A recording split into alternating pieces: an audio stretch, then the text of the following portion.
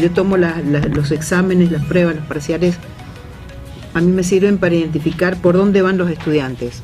Ese por dónde van los estudiantes quiere decir de la lectura y de los trabajos prácticos obligatorios, a ver cómo están avanzando. Los parciales me sirven para ver de lo que voy dictando yo y cómo vamos avanzando en el desarrollo de los temas, cómo vienen ellos en relación a ese ritmo propuesto por la enseñanza. Entonces uno puede testear a través de los exámenes. Esto me está dando entonces información sobre mi enseñanza, no solo sobre, es un ejemplo, no solo sobre el aprendizaje de los estudiantes. Otro ejemplo de esto mismo sería que también nos da información sobre nuestra enseñanza cuando encontramos un error sistemático en la resolución de algún ejercicio generalizado por todo el grupo. Bueno, podemos sospechar y ponernos, es decir, o plantearnos la pregunta de si eso no fue claramente explicado o hubo una ausencia de tratamiento de ese tema, etcétera. Entonces hay distintas características de la evaluación de los aprendizajes, tanto desde el punto de vista de la calificación como desde el punto de vista de la evaluación como feedback, como retroinformación para el aprendizaje, que nos sirven a los docentes para pensar nuestra enseñanza. Entonces, la cuestión que les planteo es, bueno, entonces, ¿qué miraríamos? ¿Qué miraríamos respecto a qué es lo que, cuando decimos hay que pensar o pensamos la evaluación desde el punto de vista institucional, cómo emplazarnos? Porque, a ver, nosotros cuando entramos en el aula y cuando estamos en nuestras actividades de docencia y de evaluación, normalmente no tenemos presente la dimensión institucional de lo que estamos haciendo. Es decir, normalmente no tenemos tanta conciencia de que somos un colectivo responsable de llevar adelante un plan de estudios, que lo compartimos, que somos un colectivo responsable de llevar adelante una serie de reglas comunes, que son las que instala la institución, generalmente a través de su régimen académico. No tenemos muy presente esa dimensión. Entonces, es difícil poder ver y aceptar, si pensamos en esa dimensión, que nosotros, a su vez, no seamos evaluados en nuestras formas de evaluar. Es decir, como parte del colectivo y parte de nuestra responsabilidad es al mismo tiempo nuestra situación de vernos en la situación de, por un lado, rendir cuentas desde el punto de vista de mostrar lo que podemos hacer y que lo estamos haciendo lo mejor que podemos, pero además, en el otro sentido de la evaluación, que esta es otra disyuntiva de la evaluación, no solo en el sentido de rendir cuentas y aceptar que desde el punto de vista institucional nos corresponde rendir cuentas, sino desde el punto de vista del proceso de mejora, de aprendizaje nuestro, y poder entender que dentro de las reglas de juego institucionales necesitamos algunos espacios que normalmente no existen,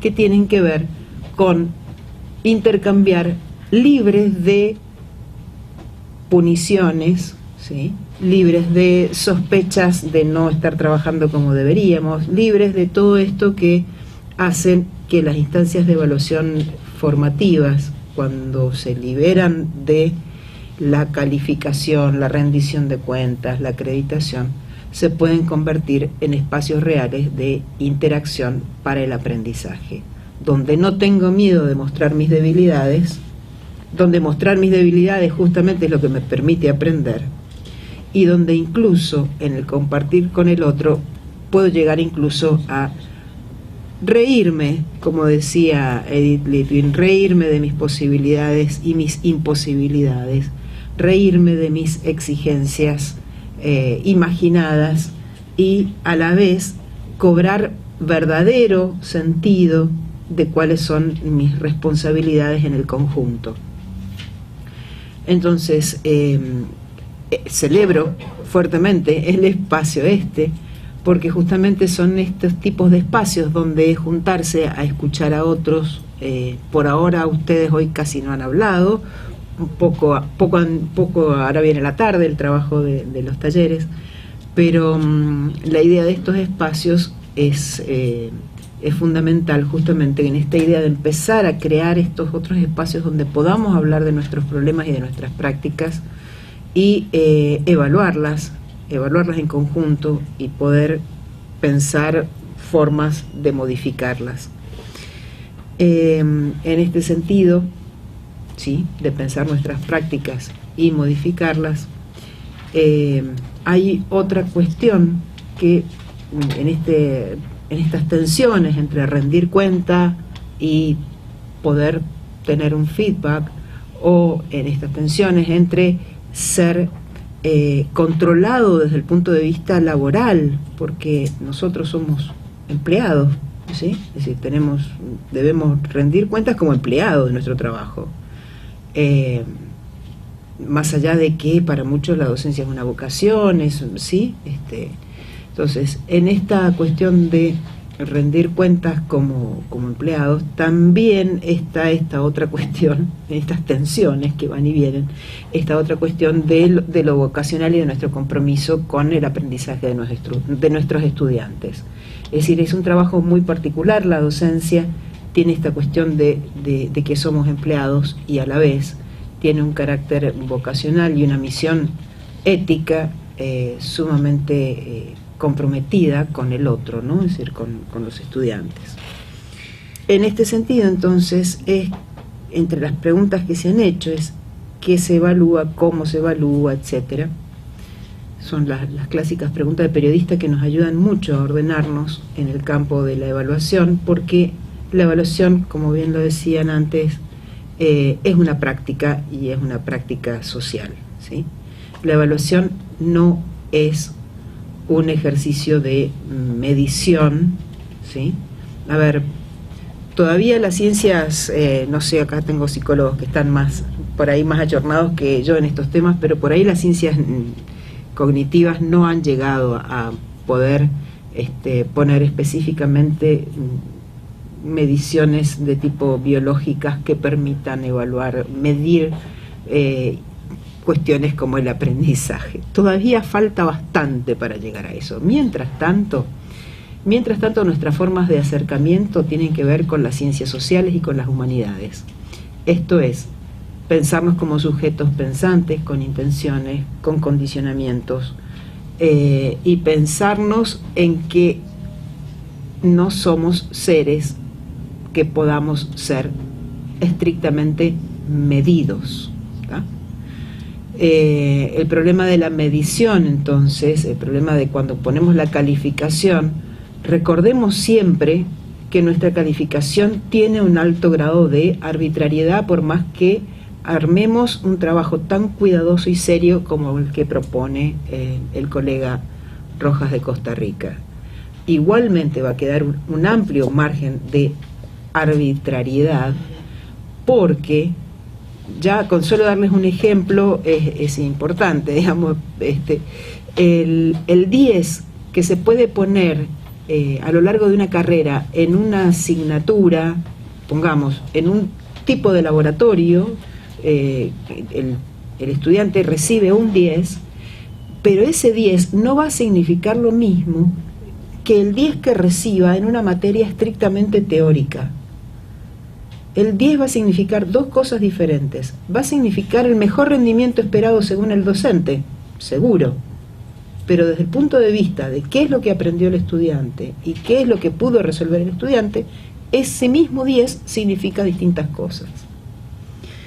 Entonces, yendo a pensar, vuelvo al tema de los estudiantes, es ¿quién nos ayuda a evaluar y desde dónde evaluamos? Y bueno, tenemos una evaluación desde una mirada institucional que nos mira y en la cual nosotros damos cuenta como empleados, ¿sí? Y como empleados altamente calificados, como docentes, como investigadores, etcétera, ¿tá? tenemos informes mensuales, informes de investigación, ¿sí? Estamos rindiendo cuentas a través de un montón de prácticas cotidianas de la institución. Pero también en los últimos años se empezó a pedir que sea escuchada la voz de los estudiantes. Esto es una anécdota de la década de los 80. Klimovsky, como decano de la Facultad de Ciencias Exactas de la UBA, en el año 86 los estudiantes fueron y le dijeron: decano, queremos evaluar a los docentes. Y el decano reprogre dijo: por supuesto, muy bien. El decano duró un año. Sí, esto es el año 86-87. Porque había autorizado a los estudiantes a evaluar a través de una encuesta a los docentes. ¿Está? Hoy es lo normal. ¿Está? Claro, bueno, han pasado 30 años. Han pasado 30 años y hoy lo normal es considerar la voz de los estudiantes. Y hay muchísimo dicho al respecto. Entonces quería ahora abrir un pequeño paréntesis sobre los cuestionarios o las encuestas de opinión de los estudiantes. Las encuestas de opinión de los estudiantes tienen la gran virtud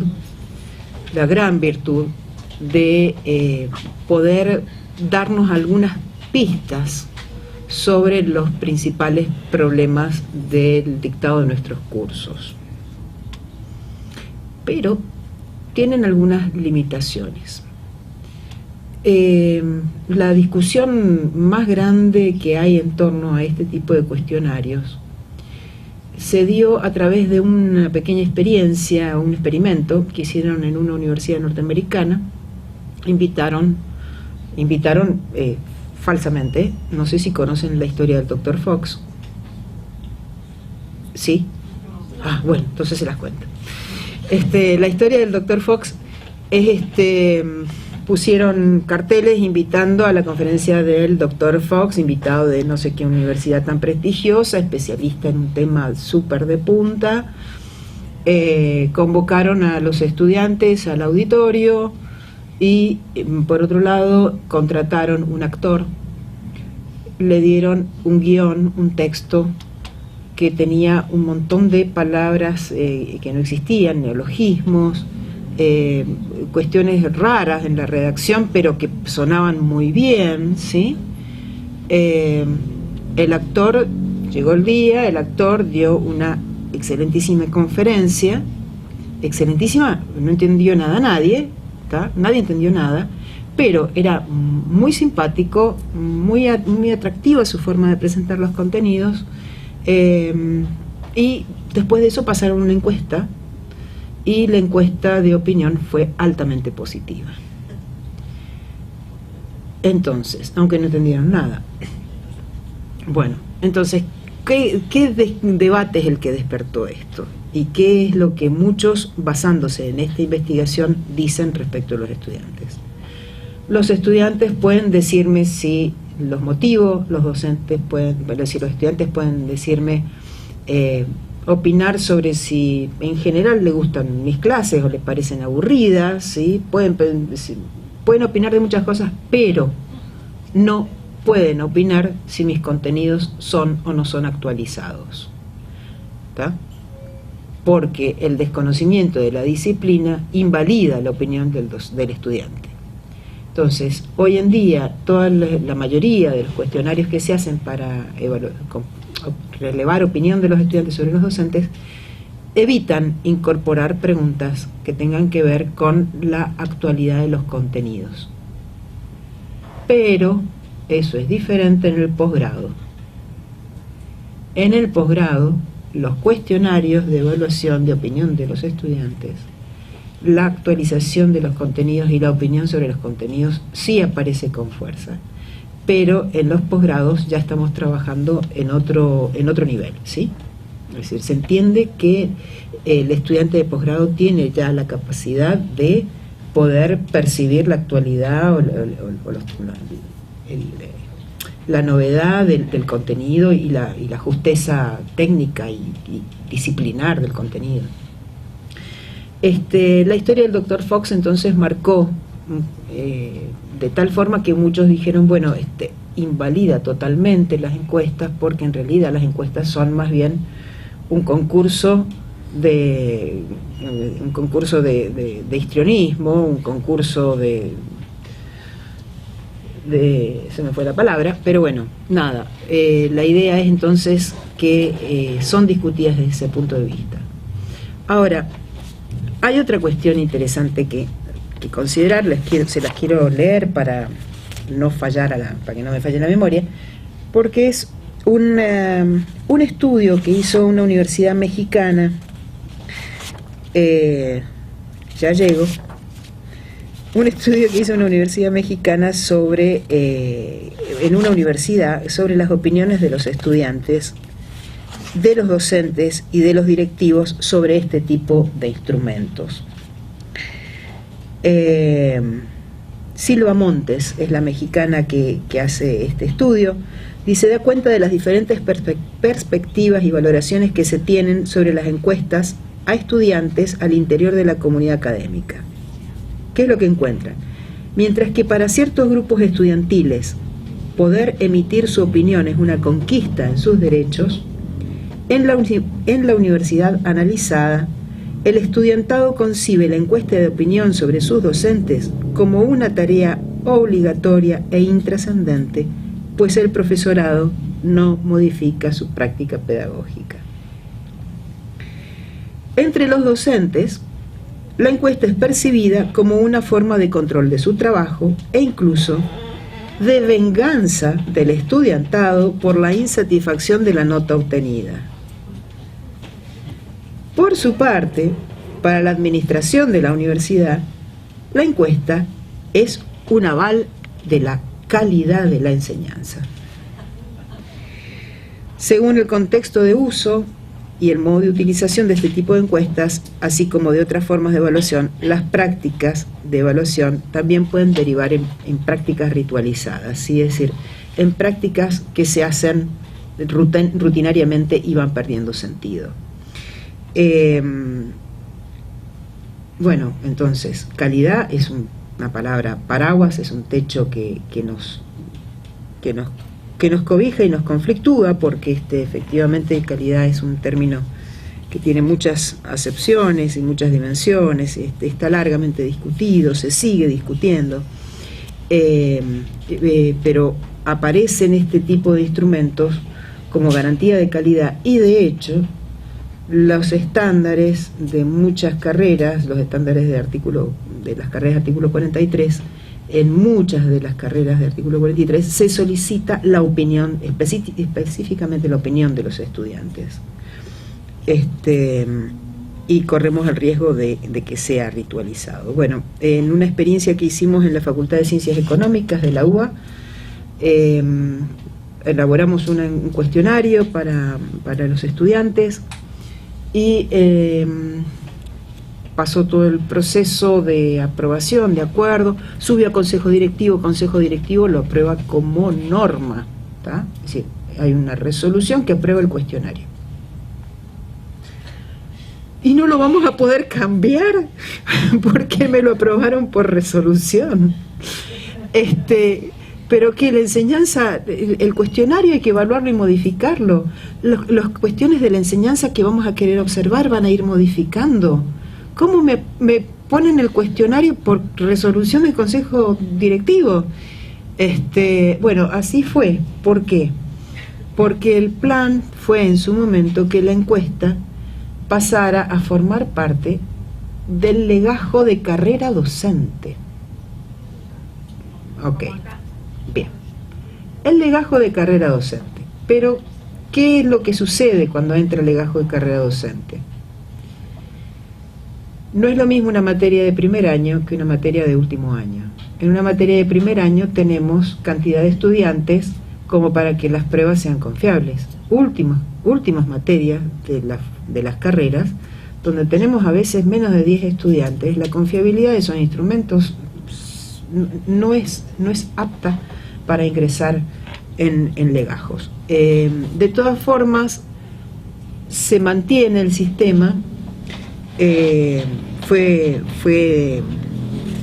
Fueron discusiones en su momento respecto a cómo podíamos organizar esto, pero de hecho el cuestionario sigue funcionando y ha permitido, porque esto es bien interesante, ha permitido un circuito de información y de retroinformación a Secretaría Académica y a la asistencia pedagógica que hay en la facultad, que cuando se encuentran cuestionarios con respuestas muy tremendas, interviene la asesoría pedagógica y tienen que, por la misma resolución, armar un proyecto de mejora de las prácticas de enseñanza de la cátedra. Bueno, entonces tenemos esta mirada, decía yo, institucional, reconocernos parte de la institución, reconocer que es válida la mirada del estudiante, aunque podamos discutir que no en todo, ¿sí? Aunque tengamos que ver cómo relevamos esas opiniones, si es un cuestionario común o si es mejor que cada cátedra elabore sus propios cuestionarios. Y por último, si es necesidad que sea obligatorio que sean cuestionarios, cuando es mucho más fácil para una materia de fin de carrera, ¿sí?, último día de clase, simplemente dialogar con los estudiantes, ¿sí?, y no un cuestionario, simplemente dialogar. La bibliografía, cómo fue, qué es lo que más le costó, qué hicimos de los prácticos, cuál recuerdan mejor, cuál fue el más dificultoso, de los teóricos, ¿sí?, todas estas cuestiones que nos intrigan respecto a qué es lo que sucedió en una cursada. Y por supuesto, respecto a que lo que nos intriga respecto a nuestras formas de evaluación. Y acá voy, con esto cierro, porque yo sé que podría seguir, pero con esto cierro. Después en el taller charlamos, intercambiamos.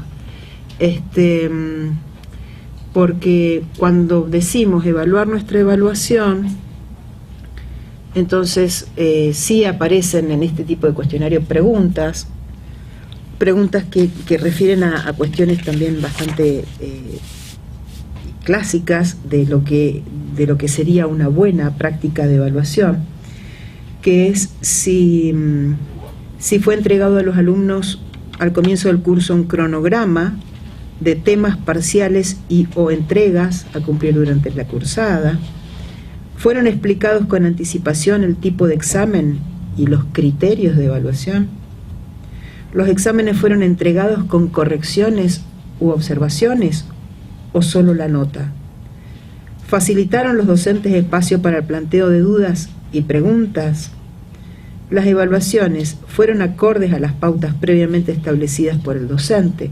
Bueno, en estas preguntas ustedes ven que empiezo a repetir cuestiones que ya dijeron los otros dos colegas respecto a algunas mínimas pautas de buenas prácticas de evaluación. Pero aún así tenemos muchas otras preguntas. Yo lo que quería traerles por último como otro tema para pensar de evaluar nuestras evaluaciones y pensarlos desde el punto de vista institucional. Entonces yo decía, por un lado, sentirnos parte del colectivo, reconocernos como parte de ese colectivo, aceptar este doble juego de las tensiones entre el rendir cuentas y el ser observado y el poder generar otros espacios de construcción y de evaluación donde realmente el encuentro humano nos permita un aprendizaje profundo, genuino de nuestras experiencias como docentes evaluando a los estudiantes. Y este otro tema que les digo que tiene que ver con hacer énfasis en dejar de pensar la evaluación como un problema de instrumentos. Este es el último punto que quisiera destacar, ¿sí? La evaluación nos plantea desafíos que van más allá de los instrumentos, de cómo elaboramos un examen o de cómo hacemos el seguimiento. Porque la evaluación debe ser, que eso también ya se ha dicho, debe ser coherente y consistente con la propuesta de enseñanza. Entonces, Alicia Camillioni lo que dice al respecto es, bueno, no hay que pensar en los instrumentos, tenemos que pensar en nuestro programa de evaluación de los aprendizajes. Porque cuando habla de programa de evaluación de los aprendizajes, lo que hace es mirar en perspectiva toda la cursada. ¿En qué momento voy a tomar los exámenes? ¿Cómo van a ser las otras evaluaciones, las actividades? ¿Cómo voy a articular todo el trabajo del equipo que dicta una asignatura? ¿Y qué vamos a estar haciendo cada uno? Hoy estaba súper interesante el trabajo que mostraban acá los colegas respecto a la distribución de tareas en el equipo docente, ¿no? Bueno, ¿cómo distribuimos la tarea docente? Con análisis de este tipo puede ser consciente y no por tradición, puede ser decidido, poniendo en juego principios de procedimiento que nos permitan poner a prueba nuestras prácticas. Entonces Alicia Camiglioni plantea la cuestión de los programas de evaluación y dice tenemos que pensar en programas de evaluación, porque esto nos permite ver la complejidad de la evaluación y su proceso de acompañamiento a la enseñanza y al aprendizaje. En ese proceso ella va a ver algunas cuestiones particulares y dice un programa de evaluación. Principios que rigen los programas de evaluación, dice Camiglioni. Tiempo es el primero. Economía de distribución, economía de tiempo en la distribución de situaciones en que la actividad de un curso se concentra en la evaluación. En la Facultad de Farmacia y Bioquímica de la UBA hay una vieja tradición de algo que se llama parcialitos. No sé si existe acá. Ah, evaluación continua. Ok. Yo había dicho qué bueno, cuando vi evaluación continua dije qué interesante, tienen evaluación continua, ok, tienen. En la práctica son los parcialistas. Ok, bueno, está bien, entonces me van a entender perfectamente. ¿Qué tiempo dedicamos a tomar y corregir todos esos parcialitos? Esos parcialitos cumplen fundamentalmente la misión de exigir que el estudiante lea los textos y haga las prácticas que tiene que hacer a tiempo. Que venga con la guía de prácticos leída, que venga con la bibliografía de base exigida. Lo tomamos y seguimos. Bueno, es una decisión.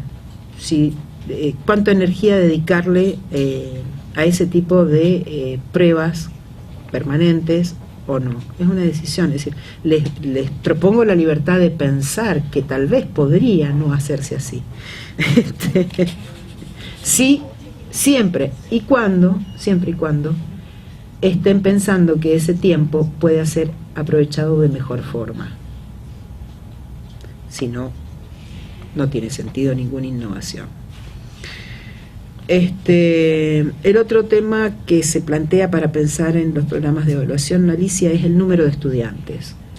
Y claro, ante grupos numerosos, las estrategias de evaluación pueden ser muy diferentes ante grupos pequeños. El tercer principio es el de la justicia, que se ha mencionado varias veces. La justicia tiene que ver con esta pregunta tremenda que planteaba recién alguien, decía, bueno, ¿está para pasar o no está para pasar? Y de mi decisión depende si avanza o no avanza. A veces no tenemos ninguna duda y a veces sí nos encontramos en ese límite de duda donde justamente se pone de manifiesto nuestra autoridad de impartir justicia. Consistencia entre la enseñanza y la evaluación, algunas veces que ya se ha mencionado acá, ya se ha mencionado es decir, la necesidad de que haya isomorfismo entre las formas de enseñar y las formas de evaluar, que el programa de evaluación, es decir, cómo vamos a distribuir esas evaluaciones, nos permita tomar decisiones, es el quinto criterio, que efectivamente nos vaya brindando información de los estudiantes para anticipar o poder prever cambios en la marcha del curso. Y por supuesto el último criterio, que la evaluación responda a las necesidades de los contenidos particulares de la asignatura, ¿sí? Es decir, eso ya estaba más allá de la consistencia entre la enseñanza y la evaluación, es que haya consistencia entre nuestras formas de evaluar y las formas de conocer e investigar en la disciplina, ¿no? Que eso también es interesante. Bueno, con estas ideas entonces yo estaría cerrando, cosa de que a la tarde podamos volver a conversar. Habría algunas otras cuestiones más para charlar. Me gustaría hacer, ahora sí, nada más, denme 2 minutos más, para poner énfasis en esta idea de los espacios de intercambio colegiados, porque es algo que mucho se ha enfatizado en las últimas décadas, y recién ahora veo que empieza realmente a posibilitarse, que es el espacio de intercambio entre docentes sobre problemáticas de la enseñanza y de la evaluación. Entendemos que calidad tiene que ver con aprendizaje continuo, ¿sí? Aprendizaje continuo de nuestros estudiantes, de nosotros y de la institución. En este sentido, Litwin propone, les leo una cita, dice: mejorar las prácticas implica el recorrido de nuevos caminos mediante nuevas propuestas de ayuda o nuevas concepciones que instalen provocativamente el camino del cambio. No se trata de un camino prescriptivo, ni de reconocer que estas son las únicas prácticas sustantivas posibles de incluir. Se trata de un entretejido en el que los resultados de la investigación en torno a la docencia, el mejoramiento de las tradiciones evaluativas y las nuevas propuestas de trabajo en colaboración construyan una agenda sustantiva de la evaluación de los aprendizajes y de la docencia, que superen las tradiciones y, por qué no, que superen también las trivialidades. Bueno, eso era para recordarla a Edith con esta frase, siempre provocándonos la reflexión. Muchas gracias.